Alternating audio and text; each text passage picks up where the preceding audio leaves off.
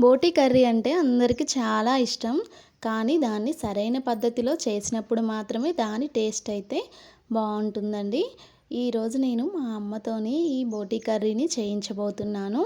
బోటీనైతే ముందు ఉడికించి పక్కన పెట్టుకోవాలండి. ఇంకా ఒక గిన్నె తీసుకొని దానిలో సరిపడేంత ఆయిల్ పోసుకొని హీట్ అయిన తర్వాత ఒక 2, 3 పచ్చిమిర్చి ఇంకా 2 ఆనియన్స్‌ని అయితే కట్ చేసి వేసుకోవాలండి. ఇలా ఆనియన్స్ ఎక్కువగా వేయడం వల్ల కర్రీ అనేది మంచిగా కుదురుతుందండి. ముఖ్యంగా నాన్ వెజ్ కర్రీస్‌లలో ఇలా ఆనియన్స్‌ని అయితే ఎక్కువగా తీసుకోవాలండి. చూసారు కదా మా అమ్మ వచ్చినప్పుడే ఈ కర్రీ అయితే చేయించుతానండి. ఎందుకంటే అంత బాగా చేస్తుంది బోటి కర్రీ అయితే. అందుకే మీకు కూడా చూపిద్దామని వీడియో అయితే తీస్తున్నాను. ఆనియన్స్ అయితే ఫ్రై అయ్యాయి కదా! ఒక పావు టీ స్పూన్ పసుపు కూడా వేసుకొని కలుపుకోవాలి. తర్వాత ఉడికించిన బోటీని కూడా వేసుకోవాలండి. చూసారు కదా ఎంత బాగా క్లీన్ చేసిందో. ఆ క్లీనింగ్ వీడియోని కూడా చూపిద్దాం అనుకున్నాను, మిస్ అయ్యానండి. నెక్స్ట్ టైం తప్పకుండా చేస్తాను. ఇలా ఫస్ట్ ఆయిల్లో అయితే బోటీని కొంచెం ఫ్రై చేసుకోవాలండి. తర్వాత ఇప్పుడు దీనిలో మెయిన్ అండి నాకు ఇష్టమైన ఐటెం నెరడు. అందుకే దాన్ని ఎప్పుడైనా బోటీ తెచ్చినప్పుడు మా వాళ్ళు విడిగా వేయించుకొని తీసుకొని వస్తారు. ఇదైతే బోటీ కర్రీలో సూపర్గా ఉంటుందండి. ఇంకా దీంతో పాటు బ్లడ్ కూడా వేస్తే బాగుంటుంది. కాకపోతే బ్లడ్ తినకూడదు అంటున్నారనేసి ఇలా నెరడు మాత్రమే తీసుకొని వచ్చారండి. కొంచెం బోటీ ముక్కలు ఫ్రై అయిన తర్వాత ఈ నెరడు ముక్కల్ని కూడా వేసుకోవాలి. వీటిని కూడా ఫ్రై అవ్వనివ్వాలి. ఇంకా ఇటు సైడ్ నేనైతే బిర్యానీ మసాలాని ప్రిపేర్ చేస్తున్నానండి. ఇది కేవలం బిర్యానీలకే కాక ఇలాంటి నాన్ వెజ్ ఐటమ్స్కి కూడా చాలా బాగుంటుందండి.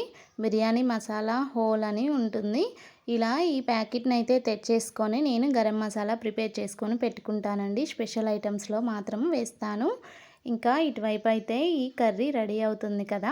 ఇలా ఫ్రై అయిన తర్వాత ఆయిల్లో ఒక 2 టేబుల్ స్పూన్ల అల్లం వెల్లుల్లి పేస్ట్ కూడా వేసుకొని బాగా వేగనివ్వాలి. బోటి కర్రీ ఎప్పుడైనా సరే ఆయిల్లో బాగా ఫ్రై అవుతేనే దాని టేస్ట్ అయితే చాలా బాగుంటుందండి. తరువాత కారం ఉప్పు వేసిన తర్వాత కొంచెం ఉడకనివ్వాలి. అప్పుడు సరిగ్గా ఉడుకుతుంది, ఇంకా ఫ్రై అవుతుంది. దానివల్ల టేస్ట్ అయితే చాలా బాగుంటుందండి. ఇలా మొత్తానికైతే ఫ్రై అయి దగ్గరకు అయింది కదా! ఇప్పుడు దీనిలోని 4, 5 టేబుల్ స్పూన్ల కారం కూడా ఇంకా ఒక 4 టేబుల్ స్పూన్ల ఉప్పు కూడా వేసుకోవాలండి. మీ టేస్ట్కి తగ్గట్లయితే మీరు వేసుకోండి. ఇదైతే కేజీ బోటీ కదా! అందుకే కొంచెం ఎక్కువగానే వేస్తున్నాము. ఇలా సరిపడేంత కారం ఉప్పు వేసుకొని ఒకసారి అంతా కలుపుకొని కొంచెం వాటర్ వేసుకొని దగ్గర పన్నివ్వాలండి. ఎప్పుడైనా బోటీని ఓన్లీ ఆయిల్లో మాత్రమే ఫ్రై చేసి తింటే రబ్బర్లాగా సాగుతుంది. ఇంకా తినడానికి కూడా సరిగా బాగుండదండి. అందుకే కొంచెం వాటర్ వేసి ఉడికించడం వల్ల ముక్క అనేది బాగా ఉడుకుతుంది. ఇంకా రైస్లోకి కూడా బాగా కలుస్తుంది. ఒక గ్లాస్ వాటర్ అయితే వేసేసుకొని మూత పెట్టేసుకొని ఒక 10 నిమిషాల పాటు ఉడికించుకోవాలండి. ఇలా ఉడికించడం వల్ల కర్రీ అనేది బాగా దగ్గర పడుతుంది. ఇంకా ముక్క కూడా చాలా బాగా ఉడుకుతుంది. టేస్ట్ అయితే సూపర్గా ఉంటుందండి.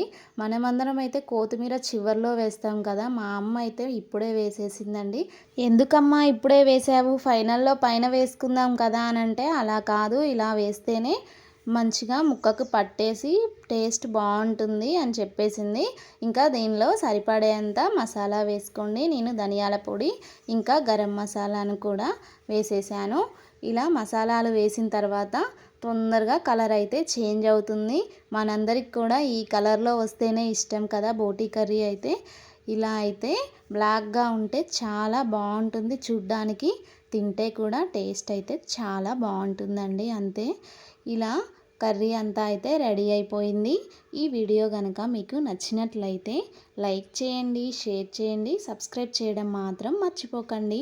మరొక వీడియోతో మళ్ళీ కలుద్దాం.